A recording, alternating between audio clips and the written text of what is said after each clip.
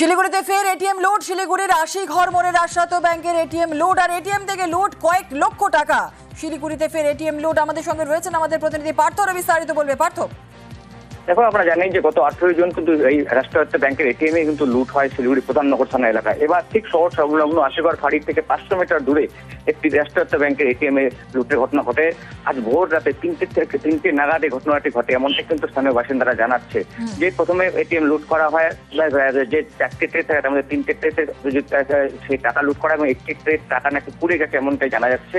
এবং স্বাভাবিকভাবেই যখন গ্যাস কাটার দিয়ে এই অপারেশন চলছিল তাতেই কিন্তু অগ্নিসংযোগের ঘটনা ঘটে, দাও দাও করে জ্বলতে থাকে এটিএম। এমনকি যে সিসিটিভি রয়েছে সেই সিসিটিভি গুলোকে কিন্তু অকেজ করার জন্য স্প্রে করে দেওয়া হয় এবং পুলিশ তারাও করে, কিন্তু পরবর্তীতে মাটিগাড়া থানা এলাকায় গাড়িটিকে যে গাড়ি করে অপারেশন করতেছিল গাড়িটি ফেলে তারা চলে যায় এবং সেই সময় পরবর্তীতে গাড়িটি উদ্ধার হলেও এখনো কিন্তু দুষ্কৃতীরা অধরা।